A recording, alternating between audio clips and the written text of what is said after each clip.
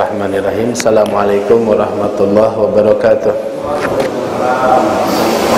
Alhamdulillahi wa kafa. Wassalatu wassalamu ala nabiyyil mustafa wa ala alihi wa ashabihi ahli sidqi wal wafa. Nahmaduhu subhanahu ala jazili in'amihi haqqa hamdih wa nashkuruhu subhanahu ala ghaziri fadlihi haqqa syukrih. Subhanaka la ilma lana illa ma 'allamtana innaka antal alimul hakim. Allahumma anfa'na bima 'allamtana wa 'allimna ma yanfa'una wa barik lana fima 'allamtana wa zidna ilman. Allahumma la sahla illa ma ja'altahu sahla wa anta taj'alul hazna idza syi'ta sahla. Hadirin jamaah salat maghrib rahimani wa rahimakumullah.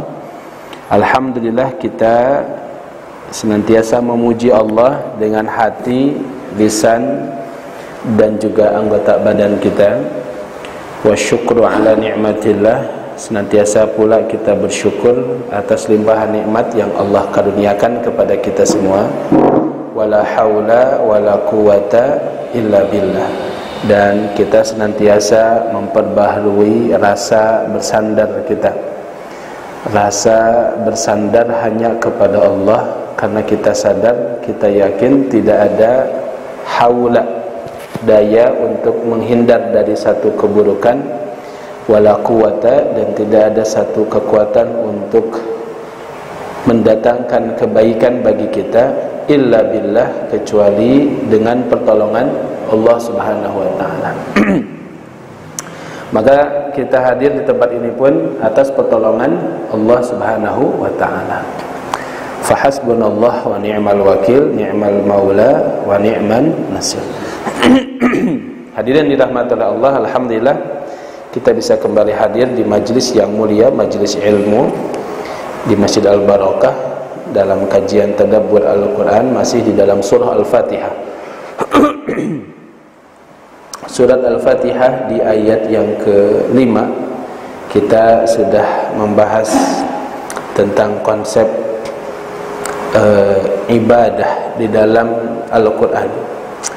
Allah Subhanahu wa ta'ala menyebut dalam surah Al-Fatihah, iyyaka na'budu wa iyyaka nasta'in. Iyyaka, hanya kepadamu. Ini dalam bentuk maf'ul, taqdimul maf'ul. Kita sudah belajar bagaimana faidah, apa artinya didahulukan objek daripada predikat.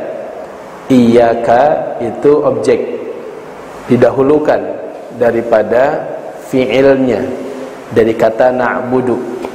Biasanya kalau penggunaan kalimat biasa itu kata kerja baru kemudian objek, ya. Adribuka, saya memukulmu, gitu kan. Atau kemudian aqtuluka, saya membunuhmu, ya. Atau arhamuka, saya menyayangimu. A'buduka, saya menyembahmu. Kenapa? Manabuka. Itu beda lagi itu. Itu istifham, pertanyaan. Ini dibalik, kamu dulu yang dikedahulukan, objeknya dulu yang dikedepankan. Objek dalam bahasa Arab istilahnya maf'ul, taqdimul maf'ul, mendahulukan maf'ul. Maf'ulnya kamu. Iyyaka, kepadamu. Na'budu, kami menyembah. Maka dua faidah daripada penggunaan ayat ini, ya, daripada kalimat yang indah dan mulia ini, bahwa yang pertama memberikan faidah ikhtisas, pengkhususan. Iyyaka, kepadamu, bukan hanya kepadamu maknanya, tapi hanya, only, hanya kepadamu. Na'budu, kami menyembah. Berarti menegasikan, menghilangkan sembahan-sembahan lain selain daripada Allah. Ini faedah pertama. Jadi ketika kita mendahulukan maf'ul, objek daripada fi'il, daripada predikat, faidahnya adalah bahwa yang jadi objek itu satu-satunya, tidak ada yang lain. Ya, iyyaka na'budu wa iyyaka nasta'in. Lalu diulang kalimat iyyaka ini, padahal bisa saja iyyaka na'budu wa nasta'in, itu bisa dalam bahasa Arab. Iyyaka hanya kepadamu, na'budu kami menyembah, wa nasta'in dan meminta pertolongan. Tapi ada takrir, ada tikrar, ada pengulangan kata iyyaka, menunjukkan apa? Takkid, penguatan bahwa hanya benar-benar kepadamu lah dan tidak kepada yang lain. Jadi ini sudah dua kali takkidnya, taukidnya dua. Satu, didahulukan kata iyyaka daripada na'budu, didahulukan objek daripada predikat. Yang kedua, kata iyyakanya diulang lagi. Jadi seolah-olah tidaklah ada yang menjadi tempat aku beribadah, mengabdi dan meminta pertolongan kecuali iyyaka kecuali hanya kepadamu. Ini faidah yang kita bisa dapatkan. Berarti seharusnya kalau kita baca ini setiap hari 17 kali menjadi peringatan buat diri kita agar tidak memalingkan konsep ibadah dan konsep isti'anah. Ini dua unsur penting dalam pengabdian seorang hamba kepada Allah, ibadah dan isti'anah. Pengabdian seorang hamba dan juga ketika manusia mencari wasilah, jalan untuk mendapatkan apa yang dia tuju. Maka hadirin Allah Subhanahu wa taala, ini faidah yang penting kita dapatkan dari kalimat iyyaka na'budu wa iyyaka nasta'in. Dan kalau kita lihat sebagian perkataan salaf bahwa Allah itu turunkan beberapa kitab, bahkan disebutkan ada puluhan kitab, lalu disimpulkan dalam beberapa kitab saja, yakni Taurat, kemudian apa? Zabur, kemudian Injil, kemudian udah segitu. Nah, yang ada itu kemudian dihimpun dalam satu kitab namanya Al-Quran. Lalu Al-Quran yang isinya 30 juz, 114 surat, 6236 ayat itu kalau disimpulkan, ya, maka inti di dalam Al-Quran itu ada pada surat Al-Fatihah. Nah, jadi kalau kita mau ambil intisari daripada Al-Quran, ada pada surat Al-Fatihah. Nah, surat Al-Fatihah kalau mau diintisarikan lagi, ada pada kalimat atau pada ayat iyyaka na'budu wa iyyaka nasta'in. Karena ini hakikat hidup kita, mengabdi kepada Allah, dan dalam pengabdian itu kita enggak bisa menyandarkan kepada kemampuan diri kita. Kita fakir, kita dhaif, kita lemah, kita jahil, kita tidak mampu apa-apa. Maka disitulah ada isti'anah. Kita butuh Allah bahkan dalam ibadah kepada Allah. Jadi butuh Allah bukan hanya dalam masalah dunia, bukan hanya dalam masalah ngatur urusan dunia, cari rezeki, ya, urusan rumah tangga, tidak, tapi bahkan dalam ibadah itu sendiri, bahkan dalam upaya kita zikrullah, mengingat Allah, kita butuh Allah.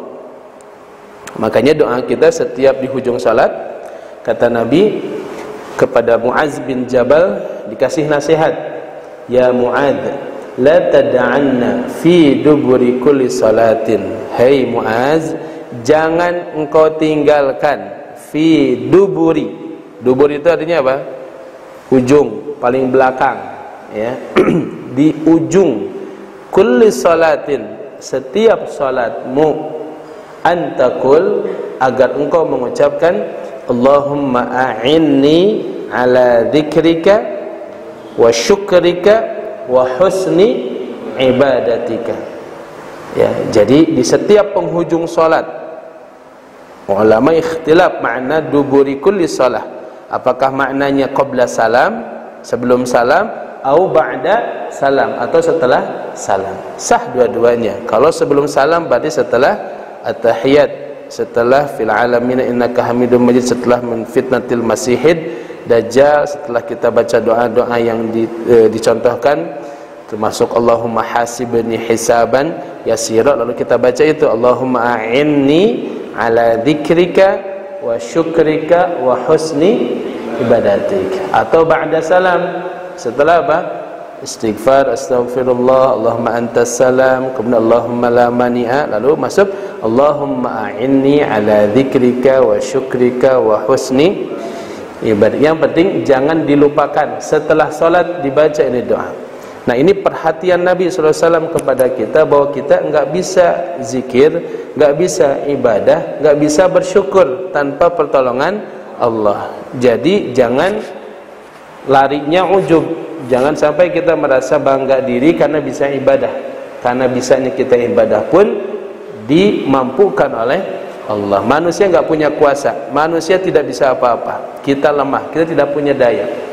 Satu aja penyakit dikasih oleh Allah sudah membuat kita tidak bisa maksimal ibadah. Makanya ini disebut dengan isti'anah, itu bentuk thiqah, rasa percaya, dan bentuk ihtiyaj, kebutuhan, butuhnya kita sebagai seorang hamba kepada Allah Subhanahu wa taala, dan yakinnya kita hanya Allah. Jadi dia bukan hanya bersandar tapi juga yakin, karena ada orang yang menyandarkan urusan tapi nggak percaya. Ya kan, ada kan? Ya, banyak. Ini saya serahkan, tapi sebenarnya saya nggak percaya, tapi nggak ada orang lain lagi, atau dipaksa untuk diserahkan urusan itu kepada orang tersebut. Diserahkan urusan tapi tidak percaya.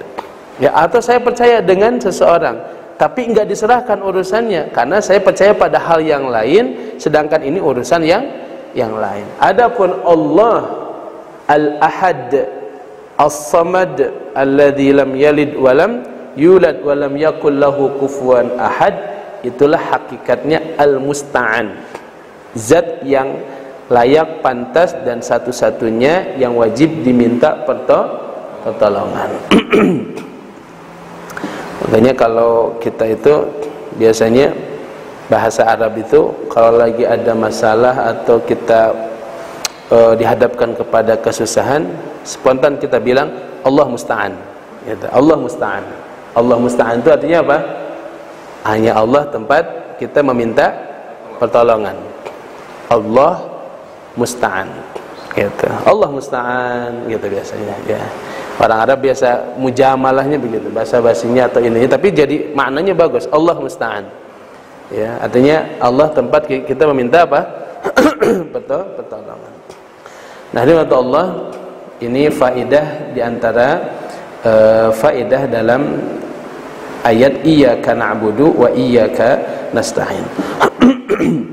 Kemudian faidah berikutnya daripada ayat ini, bahwa dengan kalimat iyyaka na'budu tadi ini menunjukkan pemurnian ibadah dalam tauhid uluhiyah. Ya, ada tauhid uluhiyah, ada tauhid rububiyah, dan tauhid yang lain berdasarkan pendapat para ulama. Tapi kalimat iyyaka na'budu ini kategorinya tauhid apa? Uluhiyah. Uluhiyah itu maknanya adalah tauhid ubudiyah, di mana seseorang harus memurnikan ibadahnya hanya kepada Allah Subhanahu wa taala. Tauhid rububiyah, tauhid uluhiyah itu tauhid yang berkaitan dengan ibadah, dan ibadah itu adalah satu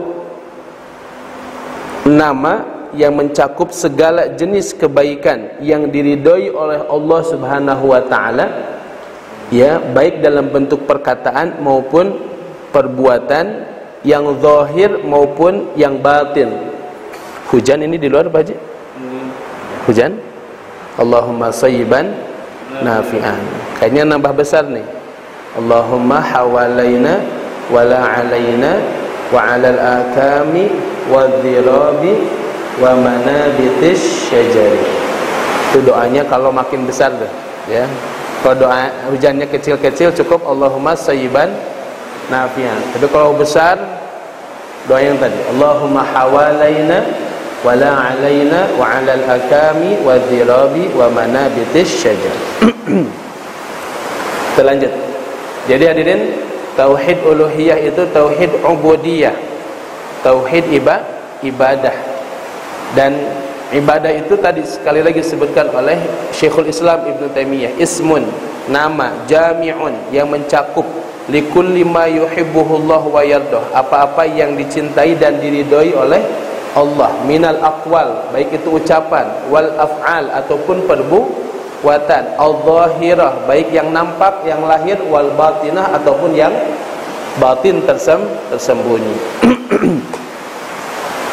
Ibadah batin misalnya ibadah yang ada dalam hati kita, roja, khauf.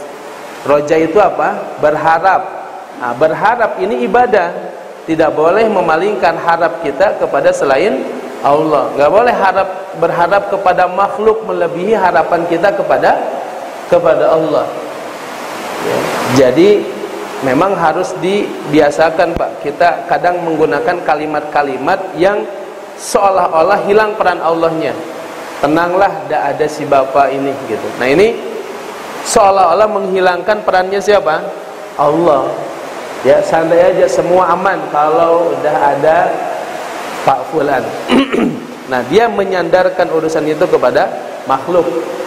Walaupun tentu dia tidak sepenuhnya kepada dia, tapi kalimat tersebut mengandung apa? Celak di dalam tauhid, di mana seseorang mengatakan kalimat yang menghilangkan peran Allah Subhanahu wa taala. Roja, berharap, ya. Makanya coba, Pak. Kalau kita punya anak minta uang, ya, cek mamah nate, kasih bapak weh. Mah nyukan artos, kasih bapak. Mah yang sapedah, kasih bapak. Mah yang meset handphone, kasih bapak. Lama kelamaan anak itu gak lagi minta sama ibunya, tapi minta kepada siapa? Bapak anak. Sandarannya siapa? Bapak. Bisa jadi kemudian dia hanya berharap kepada bapak anak. Bapaknya meninggal, bisa jadi kemudian dia gak bisa hidup mandiri. Karena kesalahan kita sendiri, mendidik anak bersandar kepada orang tua, bukan kepada Allah Subhanahu wa ta'ala. Ya, jadi orang itu akan tergantung apa yang dia biasakan. Kalau bapak bilang, pas anak minta uang, tuh di lemari, di lemari, di laci 2 di bawah baju. Nanya lagi, tuh di lemari. Nanya ketiga, tuh di lemari. Yang keempat nanya lagi ke kita enggak? Enggak, cigana langsung karena lemari, bakal diambil langsung. Udah pasti bakal nanya ke bapak lagi, bakal disuruh ngambil di lemari. Nah, maka memang jarang kita ngajarin anak untuk berharap ke Allah. Dan ini ibadah qalbiyah. Pak, pengen punya handphone, doa dulu sama Allah. Salat dulu, minta sama Allah. Minta Allah kasih rezeki bapak.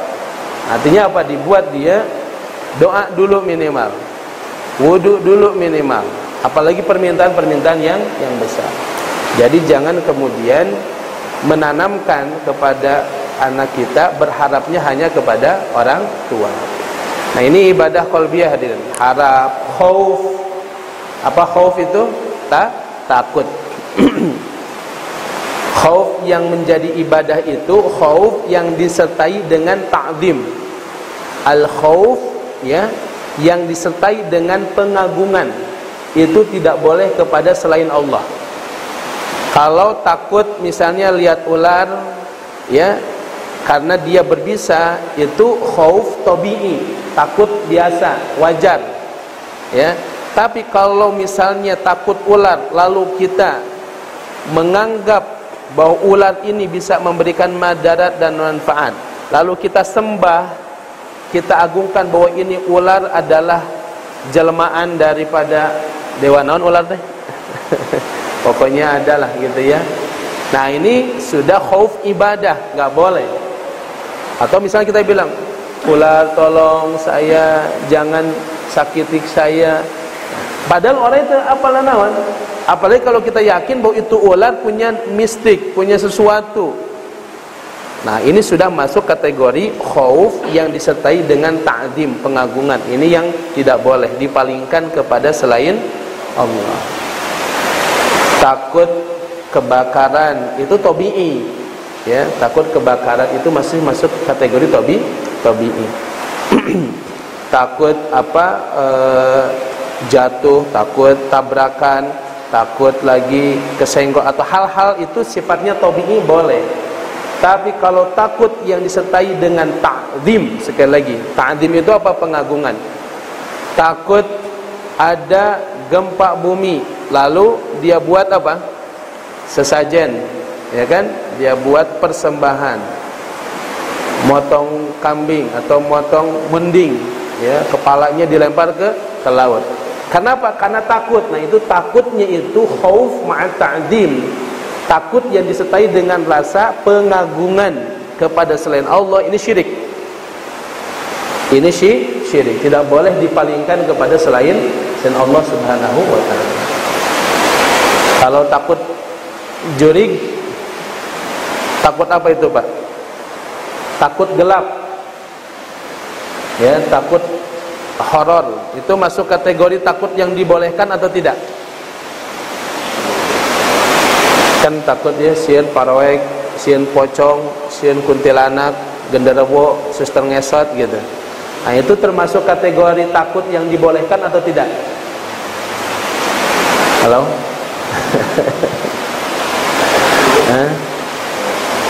Sok aya kadang kasihan ya, aya aya kadang kasihan, Pak. Aya kan?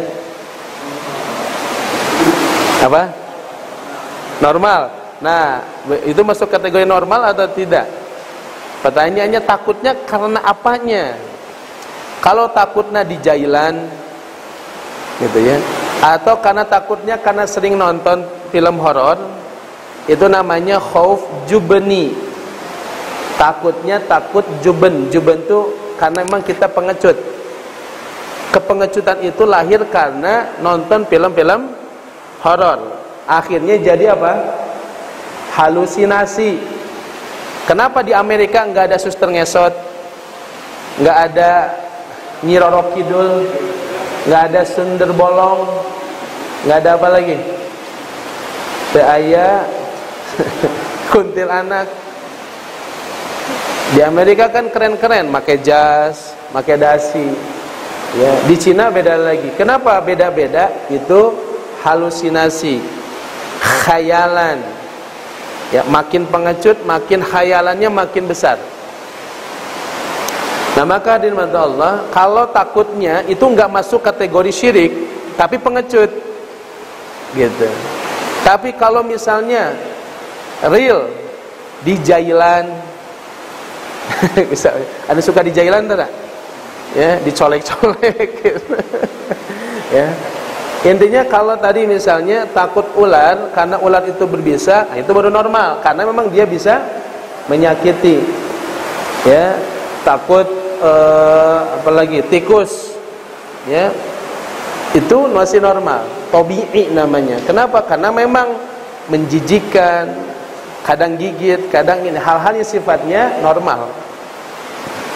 Tapi kalau misalnya untuk sesuatu yang tidak real, tidak nyata, madarat yang bisa dia berikan, maka namanya jubni.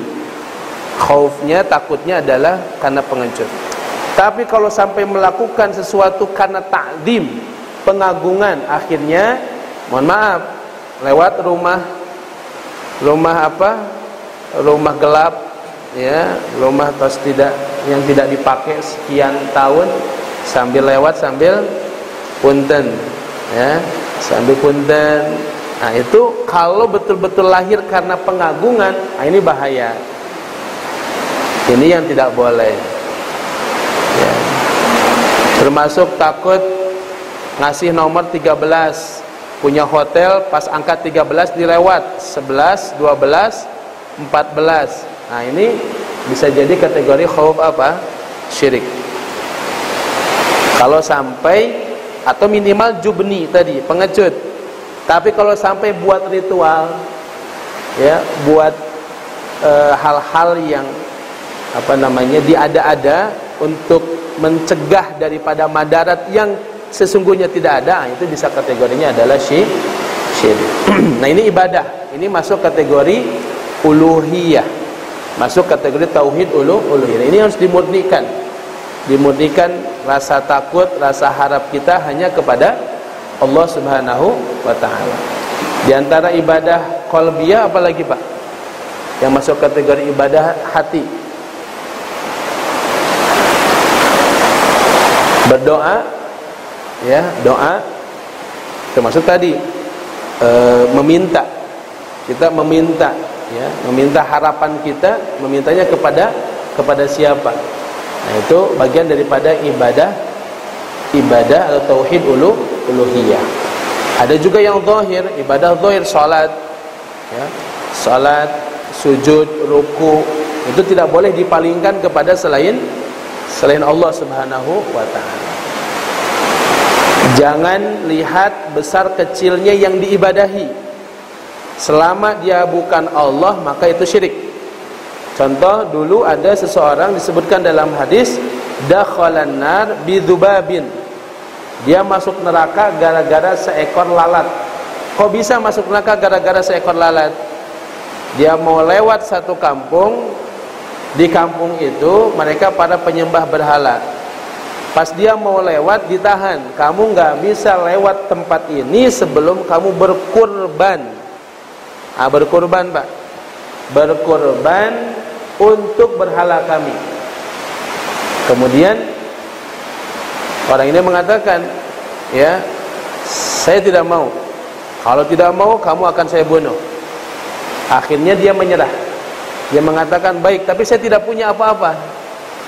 Lalu kata kepala kabilah itu, qarrib walau dubaban. Berkurbanlah walaupun dengan seekor dubab, lalat. Akhirnya ambil lalat, ya, kemudian dipek-prek, tapi niatnya apa? Berkurban untuk berhala, walaupun seekor lalat. Lalu gara-gara itu kemudian dia mati, dakhalan nar.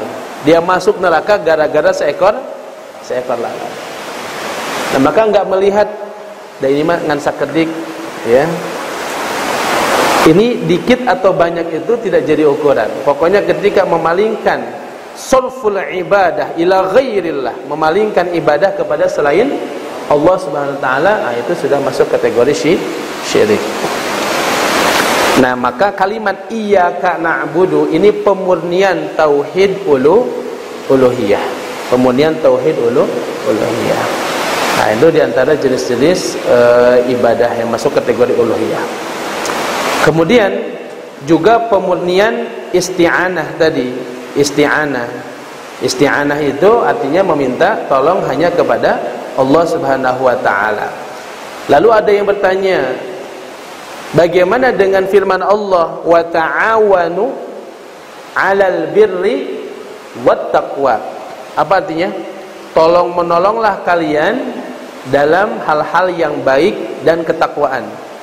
Di satu sisi dikatakan isti'anah itu, minta tolong itu harus murni hanya kepada Allah. Sisi lain Allah bilang saling tolong menolonglah kalian. Wa ta'awanu, saling tolong menolonglah kalian 'alal birri, dalam kebaikan, wa taqwa, dan dalam ketakwaan. Bagaimana menghubungkan antara dua ayat ini? Satu sisi urusan meminta tolong itu hanya kepada Allah, sisi yang lain kita disuruh tolong menolong kepada sesama makhluk. Maka para ulama menjawab, pertama, al-isti'anah atau meminta bantuan dengan bersandar sepenuhnya, maksudnya adalah kita bergantung kepada Allah dan berlepas dari daya dan kekuatan kita. Maka ini khusus hanya untuk Allah Subhanahu wa ta'ala. Artinya apa? Kita betul-betul menyerahkan semuanya kepada Allah. Jadi tidak ada satupun campur tangan kita. Artinya berlepas diri sepenuhnya kepada yang kita minta tolong. Dan tidak ada yang bisa melakukan itu kecuali hanyalah Allah Subhanahu wa ta'ala. Contoh, yang bisa menurunkan hujan siapa? Hanya Allah. Lalu kita minta tolong pakai siapa? Pawang. Itu kan supaya dia jampai-jampai supaya turun hujan. Nah, ini dalam bentuk kesyirikan. Minta tolong pada sesuatu yang tidak bisa dilakukan oleh manusia. maka itu hanya harus kepada Allah Subhanahu wa taala. Hal yang memang tidak ada yang bisa melakukannya kecuali adalah Allah Subhanahu wa taala. Adapun yang dimaksud dengan ta'awanu 'alal birri wa taqwa, tolong menolong dalam hal yang baik dan dalam ketakwaan pada perkara-perkara yang bisa dilakukan oleh manusia. Ya, tolong dong bantuin saya bawakan Al-Quran ini ke rumah fulan. Memang dia bisa lakukan itu. Tolong bantukan ambilkan ini, ambilkan mic, ambilkan meja. Dia bisa melakukan itu. Ya, dia bisa melakukan hal tersebut. Tapi pada perkara-perkara yang di situ hanya Allah yang bisa melakukan, jangan disandarkan kepada makhluk.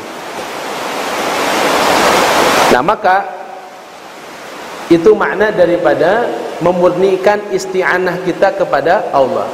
Yang kedua maknanya adalah keyakinan di dalam hati bahwa semua terjadi semata-mata karena izin Allah.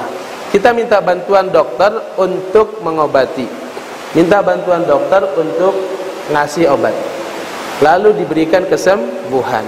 Kita minta tolong kepada dokter bukan berarti menyandarkan kesembuhan itu kepada seorang dokter. Kita menyandarkan sepenuhnya kesembuhan itu kepada Allah. Nah, itu bentuk isti'anah sesungguhnya. Maka ketika kita meminta tolong kepada manusia, berharapnya tetap hanya kepada Allah Subhanahu wa taala. Nah, cuman dalam kebiasaan harian-harian kita, sekali lagi tadi, kadang kita tidak terlatih untuk mengucapkan kalimat-kalimat yang menyandarkan semua itu kepada Allah. Paten ya, kan gitu kan. Obatnya paten, guru paten ya, atau apa? Dokternya paten dah. Langsung sehat. Ya, nah ini itu mungkin kita nggak sengaja syirik, nggak pasti tidak. Tapi kalimat tersebut dalam kalimat tauhid ada noda di dalam ketauhidan karena kebiasaan, kebiasaan. Seolah-olah memang antara sebab akibat itu hanya dua sisi itu aja, ada sebab ada akibat. Padahal kita pernah bilang ada akibat, ada sebab, ada yang menjadikan sebab itu berakibat, disebut dengan musabbib. Musabbib inilah yang membuat setiap sebab berefek menjadi sebuah akibat. Kalau kata musabbibnya kamu tidak berefek, dia tidak akan berefek. Api menyebabkan terbakar, tapi kata Allah, api kuni bardan wasalaman, jadilah kamu dingin dan menyelamatkan bagi Ibrahim. Apa yang terjadi? Api membakar Ibrahim atau tidak? Tidak. Ya, walaupun Nabi Ibrahim dibakar oleh api, tapi dia tidak terbakar. Kenapa? Karena ada musabbib.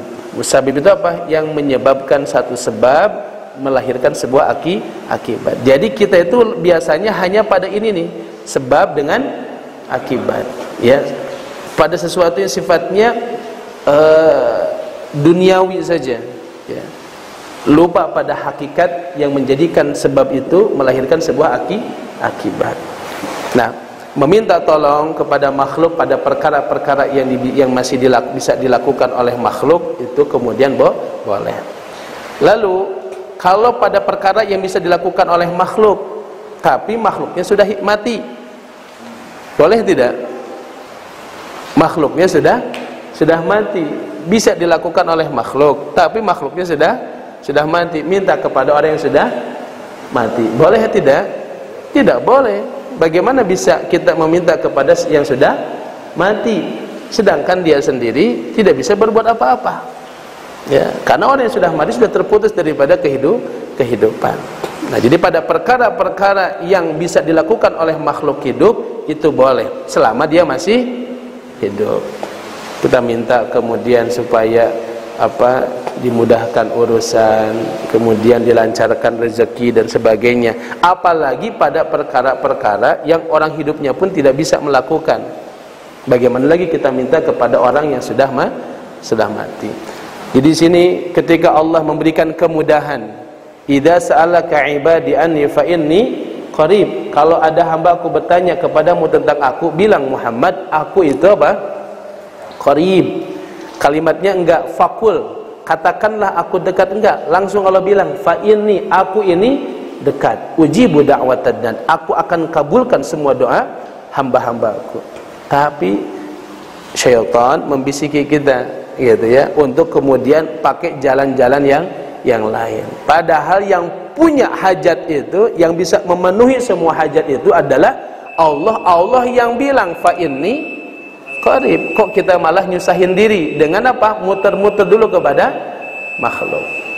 Ya, nah ini ada kata Allah Subhanahu wa taala, ini kaitannya dengan masalah tauhid uluhiyah. Di dalamnya ada ibadah, di dalamnya juga ada isti'anah, di dalamnya juga ada istighatsah. Istighatsah itu artinya apa? Thalabul ghaus. Ya, thalabul ghaus itu meminta dengan sangat untuk urusan yang sangat besar. Contoh Nabi dulu waktu mau perang Badar, Nabi sampai berdoa, beristighatsah. Ya, istighosahnya Nabi sampai mengangkat tangannya sampai sorbannya apa? Jatuh. Kenapa? Karena Nabi terus berdoa, Allahumma in tuhlak hadhihi al-'isabah falan tu'bad abadan ba'dal yaum.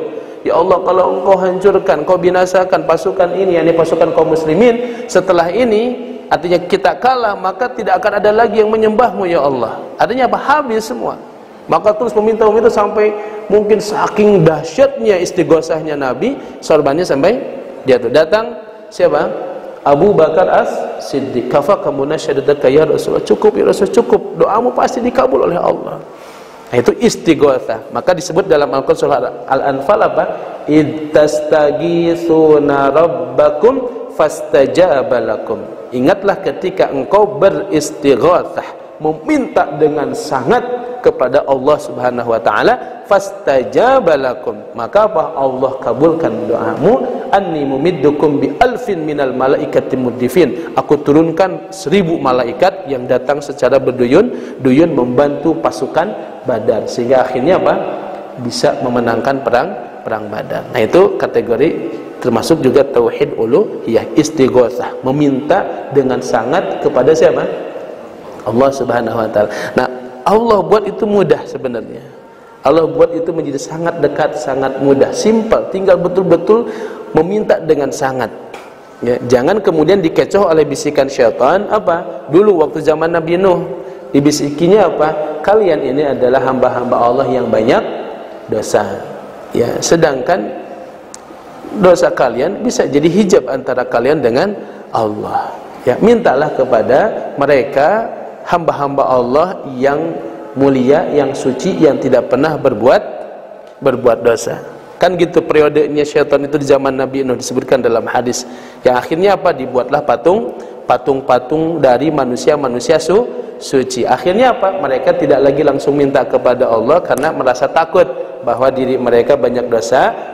Dosa itu akan menghijab mereka dengan Allah. Akhirnya apa? Mereka meminta kepada patung. Makanya lihat dalam surah Az-Zumar ketika mereka ditanya, kenapa kalian menyembah patung? Apa mereka jawab? Mana buduhum? Kami tidak menyembah mereka kok. Kami tidak menyembah mereka, tapi kami menjadikan mereka sebagai jalan kami linuqarribuna ilallahi zulfa, agar lebih mendekatkan kami kepada Allah. Kepada Allah. Tujuannya apa? Supaya lebih dekat kepada Allah, tapi pakai jalan yang dibenci oleh Allah. Padahal itu adalah jalan syirik. Nah, ini hadirin wa Allah di antara makna iyyaka na'budu wa iyyaka nasta'in yang kaitannya dengan tauhid uluhiyah. Sudah adzan, kami kembalikan dulu kepada Pak Haji. Barakallahu fikum. Baik hadirin rahmatullah subhanahu wa ta'ala. Kemudian faedah berikut yang ingin kami sampaikan di dalam tafsir iyyaka na'budu wa iyyaka nasta'in. Allah Subhanahu wa taala dalam satu ayat membimbing kita yang punya masalah, dadanya sampai terasa sempit karena masalah yang sedang kita hadapi. Maka solusinya adalah kata Allah di dalam surah Al-Hijr ayat 97 sampai 99. Ketika melihat Nabi sempit dadanya karena hujatan, celaan, cacian, hinaan, makian daripada kaum Quraisy, bahkan daripada saudara-saudaranya sendiri, pamannya sendiri. Sampai apa? Yadi kusadruka. Ya, sempit hatinya. Orang kalau betul-betul banyak dicemooh, dicaci, ya, dianggap majnun, dianggap orang kadzab, pendusta, wah udah pasti akan sempit hatinya. Nah, obatnya kalau kita mengalami hal itu, ini obatnya kata Allah, walaqad na'lamu annaka yadiqu sadruka bima yaqulun.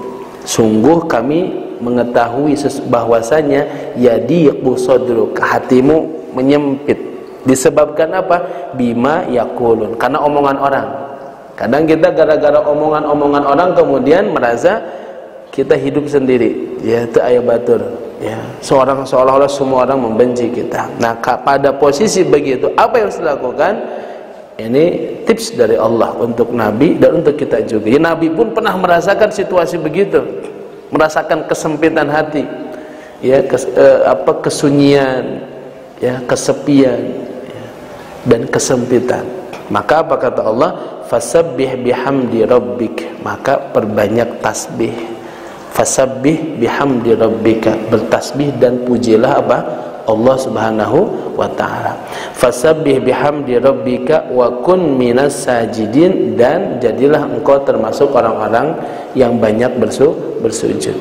Jadi ini berarti solusi dalam keadaan kita banyak masalah, jangan lari kepada hal-hal yang bisa menambah masalah. Biasanya cari orang-orang yang juga punya masalah yang sama, padahal bukan menghentikan masalah, malah nambah luka, nambah masalah. Ya, kita pengen ada orang yang membela, tapi pada posisi bukan untuk mengklirkan, mendapatkan solusi dari masalah. Solusi satu-satunya kata Allah agar masalah itu menjadi beres adalah fasabbih bihamdi rabbika, perbanyak tasbih aja. Tasbih aja, memuji Allah dan menyucikan Allah, karena Allah yang menghadirkan itu masalah, Allah pula yang akan mengangkat masalah tersebut. Wakum apa? Tasbih bisa bisa subhanallah atau la ilaha illa anta subhanaka inni kuntu minadz zalimin. Pokoknya yang ada kandungan tasbih tahmidnya. Wa kun minas sajidin. Nah, ini praktiknya bukan cuma tasbih tahmid, sujud. Sujud itu maknanya bisa dalam bentuk kita salat, atau kemudian memang kita memperlama sujud saja.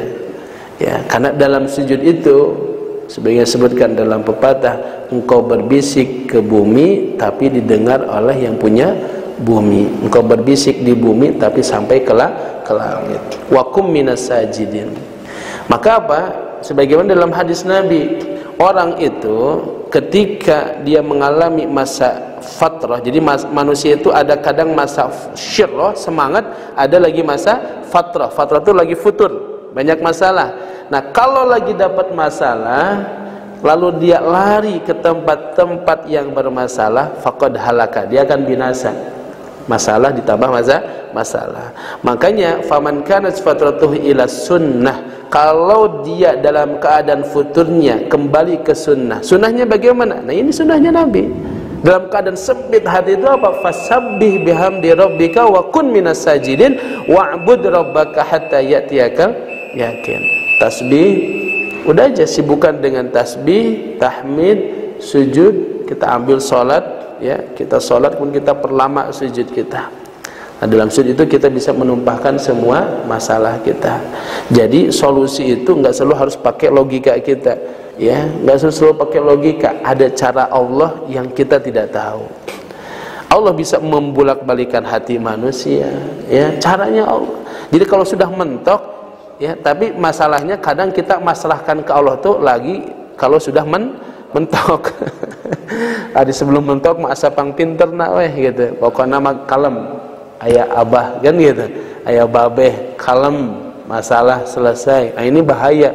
Ini perkataan-perkataan mirip-mirip perkataan Fir'aun begitu, ya, bahwa nggak ada yang bisa melakukannya kecuali saya. Nah, harusnya sucikan Allah, puji Allah, bersujud menghadap Allah, meminta solusi kepada Allah, dan datangnya solusi itu bahkan di luar perkiraan kita.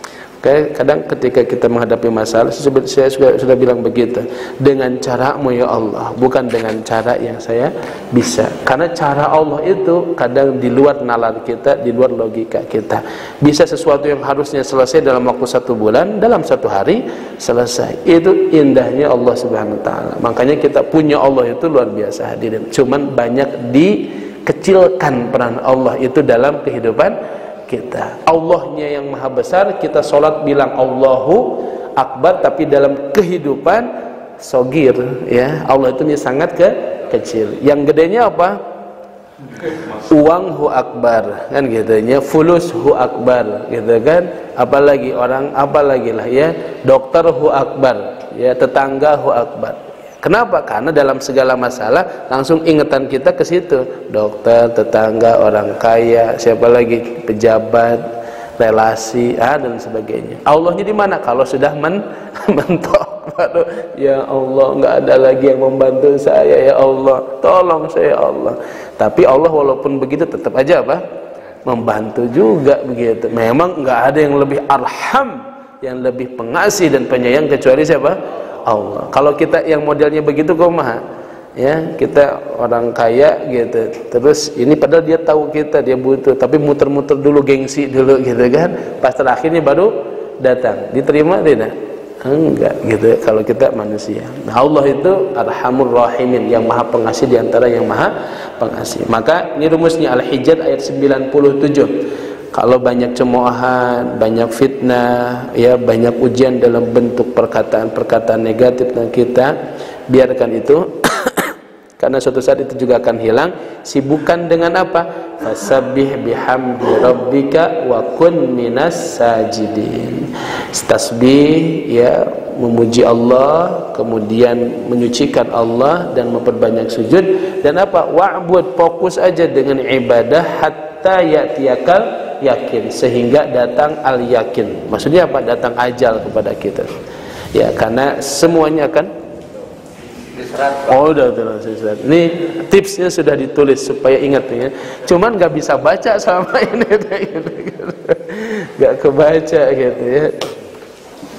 Hadirin Allah Subhanahu Wa Taala, ya namanya hidup ya, semua sementara. Senangnya sementara, susahnya pun sementara, bahagianya sementara, sengsaranya pun sementara, sehat sementara, sakit pun sementara. Jangan terlalu menganggap wah habis sudah hidup saya kalau begini. Enggak ada istilah habis kecuali mati. Maka selama ada hayat di kandung badan, tugas pokoknya ini aja sudah. Fasabbih bihamdi rabbika wa kun minas sajidin. Ya, di sisa umur mendingan perbanyak ini saja sebagai islahun nafs, perbaikan diri sekaligus apa? Menjauhkan kita daripada keburukan-keburukan dari orang lain. Hadirin Allah Subhanahu wa taala, ini mudah-mudahan dengan kalimat ini kita menjadi hamba-hamba yang pandai bersyukur karena sudah masuk sebagai hamba Allah. Bahkan Nabi ditawari mau jadi raja dan rasul kami atau mau jadi hamba dan rasul kami. Nabi pilih apa?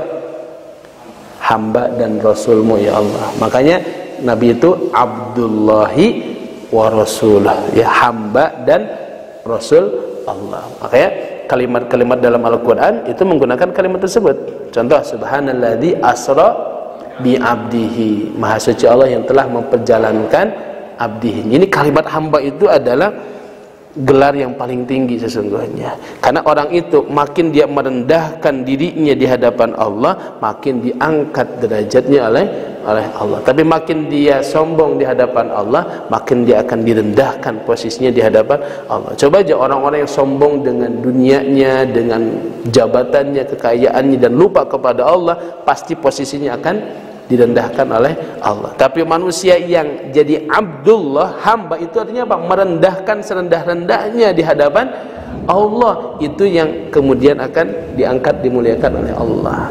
Idza tawaddu'al 'abdu lillah rafa'ahu Allah. Kalau seorang hamba itu merendahkan dirinya kepada Allah, Allah yang akan angkat. Nah, makanya Nabi diminta untuk jadi hamba dan rasul atau raja dan rasul. Nabi lebih memilih apa? Abdullah wa Rasul, hamba dan utusan Allah. Maka sebagai hamba Allah kita harus bangga hadirin. Ya, Gelar-gelar yang lain bolehlah kita bangga, tapi gelar yang paling kita harus banggakan, yang harus tetap melekat dalam diri kita adalah sebagai apa? Abdullah. Hambanya siapa? Hambanya Allah Subhanahu wa ta'ala. Mudah-mudahan dengan itu kita menjadi hamba yang pilihan Allah Subhanahu wa ta'ala, kelak dikumpulkan juga dengan hamba-hamba pilihan Allah di akhirat nanti. Amin ya rabbal alamin. Ini yang bisa kami bahas pada kesempatan yang mulia ini. Semoga bermanfaat, semoga bertambah ibadah kita, semoga bertambah rasa sikoh kepercayaan kita kepada Allah, bertambah kebersandaran kita kepada Allah, bertambah keyakinan kita kepada Allah bahwa tidak ada yang bisa mendatangkan kebaikan dan tidak ada yang bisa menghilangkan keburukan kecuali Allah Subhanahu wa ta'ala. Aku qouli hadza, astaghfirullah li wa lakum. Wassalamualaikum warahmatullahi wabarakatuh.